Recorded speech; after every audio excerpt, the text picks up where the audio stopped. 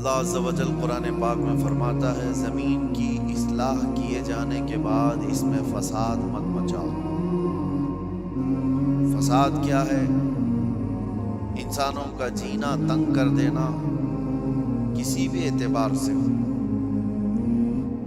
حتیٰ کہ راستے میں کچرا ڈالنا یہ بھی ایک فساد ہے۔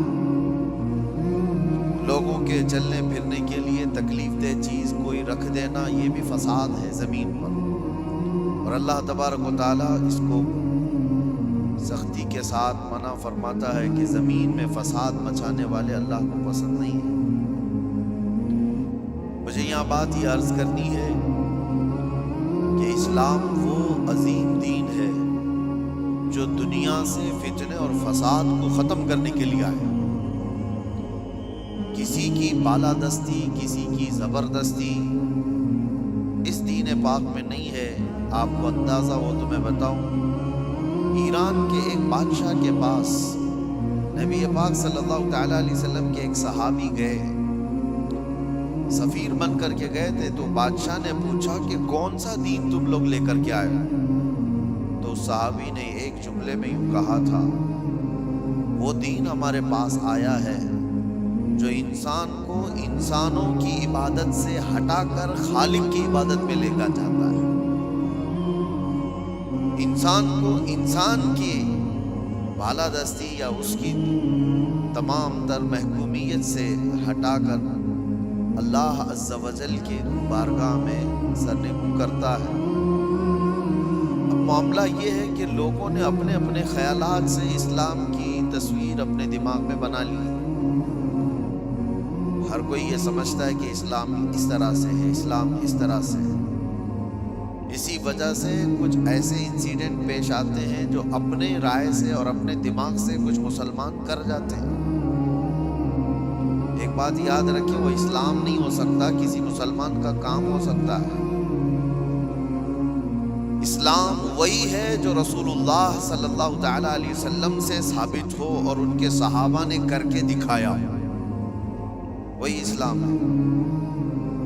آج پوری دنیا جس طرح سے ٹارگٹ پر رکھی ہوئی ہے، یہ مسلمانوں کے کاموں کی وجہ سے، اسلام کے تعلیمات کی وجہ سے نہیں۔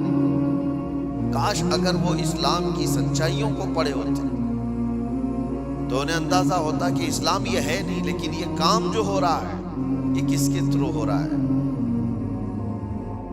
جو ظلم، جو فساد، جو فتنہ پوری دنیا میں مچایا جا رہا ہے، اگر وہ کسی ویکتی کے ذریعے سے، کسی انسان کے ذریعے سے ہے تو یہ اس کا عمل ہے، اس کے دین کا نہیں، کیونکہ وہ دین کا ٹھیکیدار نہیں ہے۔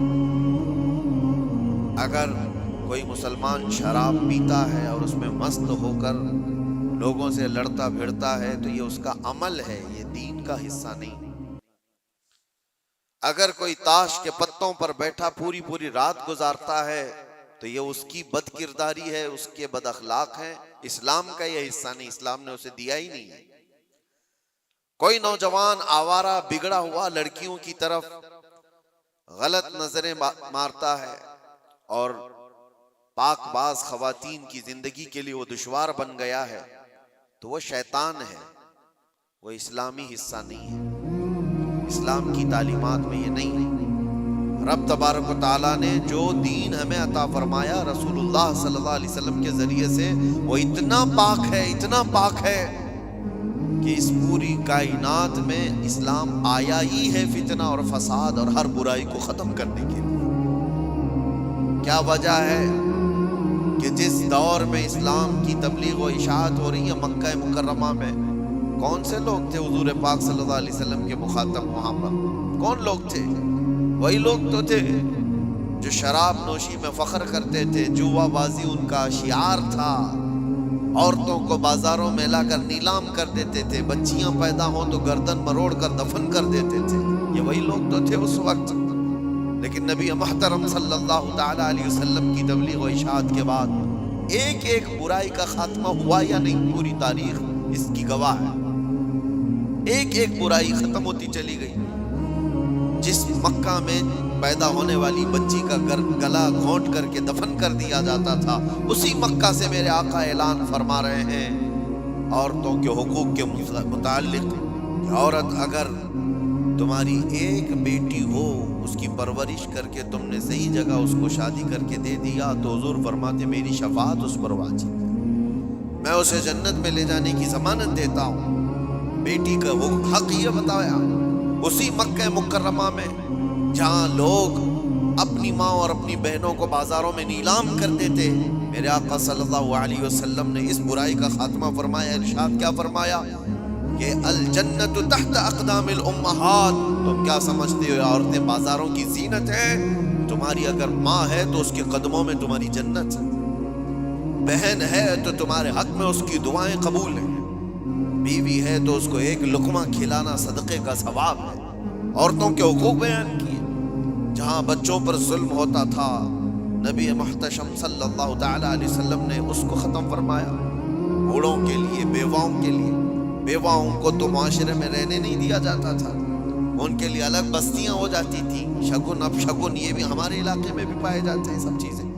کسی عورت کا شوہر مر جائے، ستی کی رسم یہاں پر بھی ہوا کرتی تھی، عورت کو شوہر کے ساتھ جلا دیا جاتا، مگر نبی کرم صلی اللہ تعالی علیہ وسلم نے بیوہ عورت کے حقوق کو صرف بڑھایا نہیں، آپ نے جتنے نکاح فرمائے سوائے ام المومنین عائشہ صدیقہ کے کہ ساری بیویاں آپ کی بیوہ ہی ہیں۔ بیوہ کو حضور صلی اللہ علیہ وسلم نے بیوہ ہیں یا مطلقہ ہیں، حضور پاک صلی اللہ علیہ وسلم نے اپنے حرم کی زینت بنائی، بلکہ کروڑوں مومنوں کی ان کو ماں کا درجہ عطا فرمایا۔ ایک ایک برائی کا خاتمہ کرنے کے لیے اسلام اس روئے زمین پر آیا، لیکن افسوس یہ ہے میرے عزیزوں، حالات اس طرح کروٹ لے چکے۔ بہت پہلے ایک شاعر نے کہا تھا بارگاہ مصطفیٰ صلی اللہ علیہ وسلم میں عرض کرتے ہوئے، اے خاص خاصان رسول وقت دعا ہے، امت پہ تیرے وقت عجب آ کے پڑا ہے۔ جو دین نکلا تھا اپنے دیش سے، اپنے وطن سے، آج وہ پردیس میں غریب الغربا ہے۔ یہ دین بڑی شان سے نکلا تھا اپنے وطن سے اور ہر کسی نے اس کو گلے لگا لیا تھا، اور آج یہ اپنے ہی لوگوں کے درمیان اجنبی بن چکا ہے۔ یہ دین اسلام اپنے ہی لوگوں کے بیچ میں اجنبی بنا ہوا ہے۔ توجہ چاہتا ہوں میرے عزیزوں، اسلام کی اس عظیم چھبی کو، اس عظیم صورت کو مسخ کرنے کے لیے صرف غیروں نے نہیں، جبہ ٹوپی پہننے والے، داڑھی رکھنے والوں نے بھی بدنام کرنے میں کسر نہیں چھوڑی۔ آج ہندوستان ہی نہیں پوری دنیا جن مظاہر کو دیکھ کر کے خوفزدہ ہوتی، جس کو دہشت گردی کہا جاتا ہے۔ دہشت یہ ایک ورڈ ہے، دہشت ڈر کو کہتے ہیں، خوف پیدا کرنا۔ مطلب میں اگر چند بچوں کو سامنے لے کر کے تلوار دکھا دوں، آگ لگا کر کے دکھا دوں تو بچوں کے دلوں کے اندر خوف آئے گا۔ اس کو کہتے ہیں ڈر پیدا کرنا، یہی ورڈ ہے دہشت گردی۔ اسی کو آتنکوادی کہا جاتا ہے، آتنکواد بھی اسی کو کہا گیا کہ ڈر پیدا کرنا لوگوں کے دلوں کے اندر، ٹیررزم اس کو انگلش میں، کہ لوگوں کو خوف کا ماحول بنا کر کے رکھنا کہ ڈرتے رہے لوگ۔ کیا یہ اسلام کا حصہ ہے؟ لوگوں کے اندر ڈر پیدا کرنا، خوف پیدا کرنا۔ میں تمہیں بتاتا ہوں، عام لوگوں کی بات تو چھوڑو، رب تبارک و تعالی اپنے حبیب صلی اللہ تعالی علیہ وسلم کو کیا فرماتا ہے؟ فَذَكِّرْ إِنَّمَا أَنْتَ مُذَكِّرْ لَسْتَ عَلَيْهِمْ بِمُسَيْطِرْ۔ اے رسول آپ ان کو صرف واعظ و نصیحت کریں، آپ کو اسی لیے بھیجا گیا ہے۔ نبی پاک صلی اللہ تعالی علیہ وسلم کو رب تبارک و تعالی نے یہ فرمایا۔